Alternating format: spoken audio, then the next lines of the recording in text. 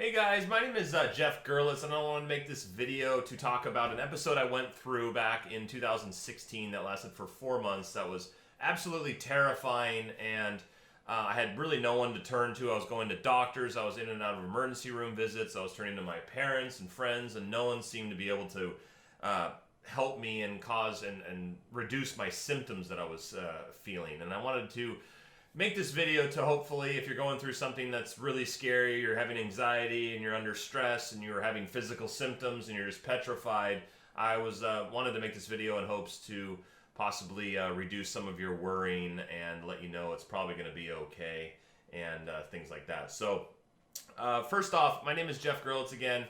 This is, I actually have another YouTube channel called Gadget Jeff TV. I'll put a link in the description below where I review toys and gadgets and things like that, and I'm pretty silly and nonsensical, but I didn't want to make this video and post it on my channel because my followers don't, that's not really what they're following me for, so I wanted to make this video because it's kind of off topic from what I normally do. So yeah, this video is going to be about chronic stress, and if it's not treated somehow, if you don't alleviate it some way, how it can lead to physical symptoms and a kind of a complete mental breakdown, which is what I went through. And I'm kind of embarrassed to say, but now looking back, I'm a lot stronger, I'm a lot more aware of the seriousness and severity of what stress can do to the body. So I have a new respect for stress and a new outlook, and I'm taking tons of steps to correct it. But quick story, I'm 35 years old. 30 is when I was starting to get under a lot of pressure. I was dating this girl, and everyone was wondering why we're not married, why don't we have kids. We've been together for like 5 years, and I personally wasn't ready yet, but I started getting pressure from that. And then I was getting close to breaking up with her because I couldn't even really deal with the stress of having to commit one way or the other. And then she was diagnosed with multiple sclerosis, which I knew nothing about.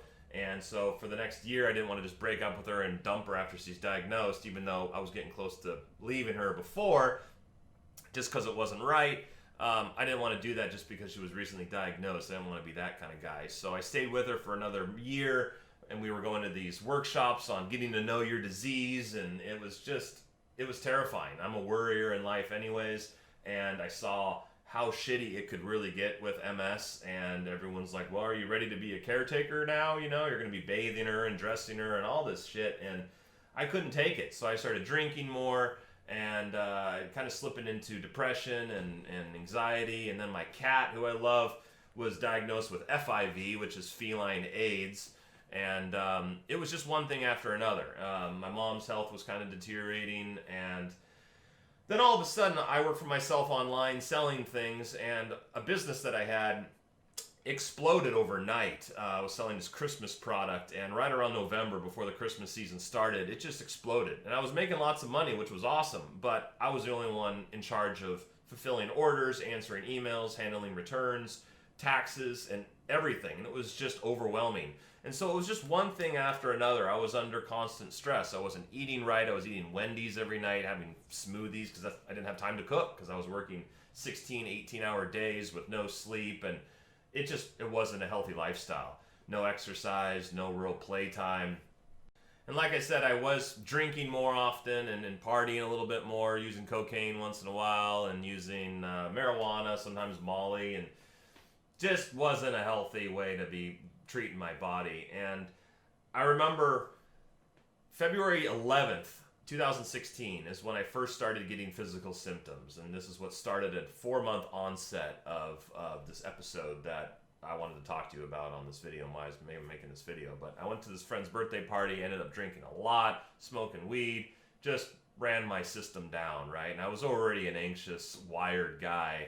And the following morning, she gave me like a triple shot espresso drink from on my way home. So I'm hungover, I drink this thing, and I'm driving home, and all of a sudden my hands are on the wheel and my left arm cramps up. I get like a Charlie horse in my forearm, and it was excruciating. I'm like, whoa. And then my heart starts to race because I'm thinking it's on the left hand. I've read on the internet that if it's a left hand pain, that it could be a heart attack related issue. And then my heart started racing, and then I started thinking, shit, I'm having a heart attack.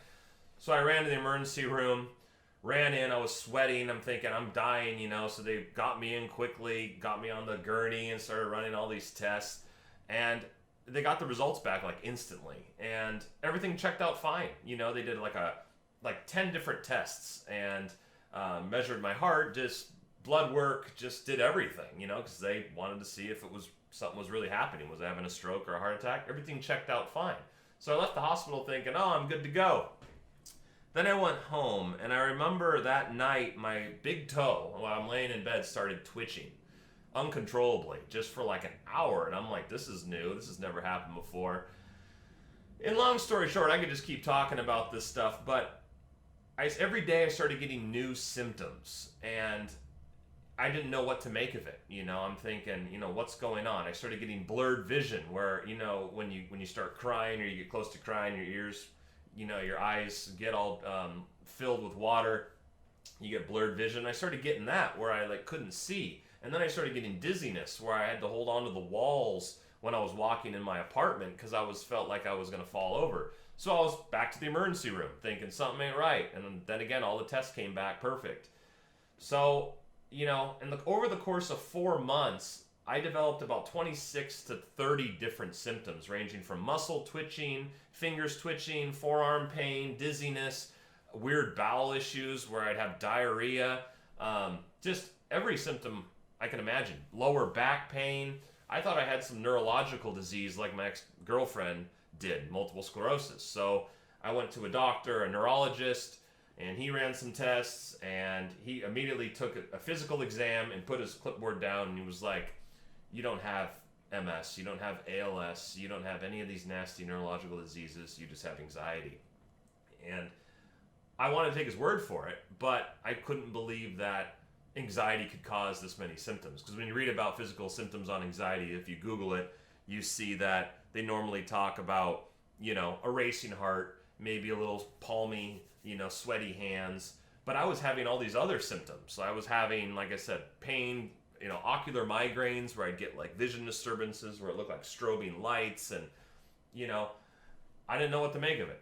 So over the course of 4 months, I ended up spending close to $10,000 out of my own pocket with doctors. I was going to chiropractors, I was going to naturopath doctors, I was going to neurologists, emergency rooms, general, MDs, and internal medicine doctors, and nothing seemed to work. It was interesting. Every time I left the doctor's office after a good, a test came back and it was clear, I always felt great for like 12 hours. I had no symptoms. And then I would go to bed thinking it's over. And then I'd wake up the next day and the symptoms would come back without even me thinking about it. I mean, I guess I was thinking about it subconsciously. But they just kept coming back. After all these tests, everyone was telling me I'm healthy, right? And I just couldn't believe it because the symptoms were still there. And I didn't truly feel like I was under stress. So I was like, I'm not stressed out about anything. I'm feeding ducks at a park, which I started doing every day because I just wanted to unplug from society and traffic and work and all that stuff. I wanted to just go back to being in nature. So I was taking hikes and feeding ducks at the river every day. And the symptoms were still there. I mean, it was terrifying. I thought I was dying. I had some undiagnosed disease and no one was taking me seriously and they couldn't find it. And of course, every time you want to make an appointment at a doctor's office, it was 10 days or 2 weeks out. So it was oh, you want to see a neurologist? Great. 2 weeks. We'll see you in 2 weeks. So you got 2 weeks of being terrified.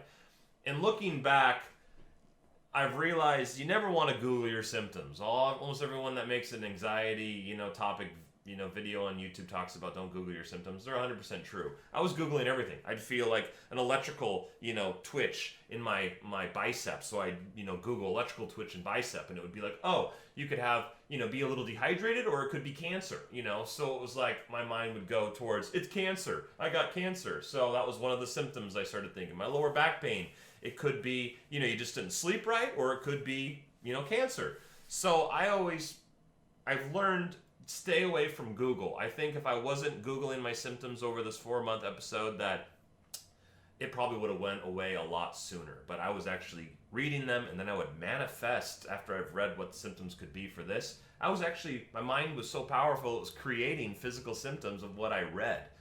It was amazing. It was scary as hell. And long story short, I had to let my body play out on its own terms. Once I think after having that espresso shot at my friend's house and all the stress I was under, for the years and years, it finally just snapped and my body said no and it took over. And so it was out of my control. I could meditate and take vitamins and take anxiety medication and feed the ducks, but nothing seemed to stop the symptoms. The body had to just do a hard reset on its own terms and get me back to baseline. So eventually I started noticing after 4 months of pure terror that my symptoms started slowing down. I would go like half a day without having as many, or 24 hours with only having 3 or 4 symptoms instead of 20. And then eventually I started getting like 2 symptoms a day that would last for a couple hours. And then I would go a full day with no symptoms and I'd get all excited. And then the next day I'd have the symptoms again. And so it just was like a drug. I came up, with symptoms, plateaued for 4 months with crazy, scary symptoms. And then it kind of came down, came up, came down. And eventually I got back to baseline. And here we are, it's June 24, 2019, so it's a couple years after the fact, and I'm 100% healthy.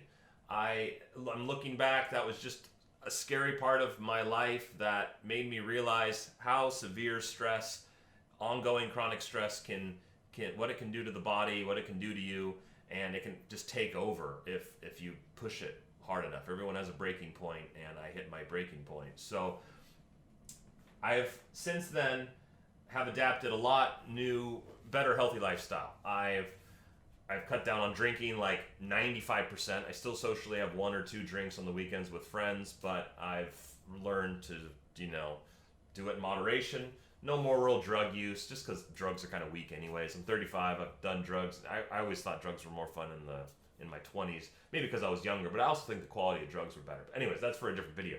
Anyway, so no more drugs. I bought exercise equipment. I'm rowing. I got a treadmill. I'm lifting weights. I bought a hot tub so I can relax and soak about every other night. I don't really meditate too much, but I go on nightly walks. And I've realized when I start to get anxious, I quit what I'm doing and go for a walk, or I just separate. I don't stay involved in it as much. And it took about a full year, but I started to rebuild and get stronger to where I can handle stress and anxiety, certain levels, without, losing it. And here we are a couple years later, and I'm a lot better off. And I still get a twitching big toe once in a while, and it's my indicator to myself that I'm under a little bit of stress and it's time to relax. And so if I see that big toe twitching a little bit, or I see it twitch once, I'm thinking, you're under a little bit of stress, time to relax. Go for a dip in the hot tub, or go for a walk, or whatever you're doing. Maybe change it up, go smell the roses a little bit.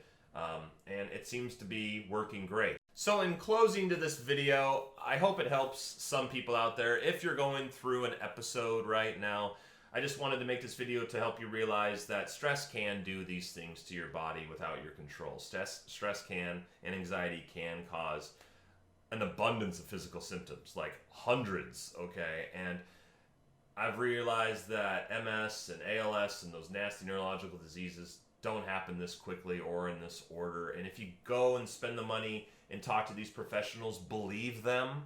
They know what they're doing. They see it day in and day out. They see people that do have bad diseases. They know what to look for. And if they're telling you you're good, if the tests are coming back that you're good, you're good. Believe it. And just stay off stupid Google. Don't be looking at Dr. Google.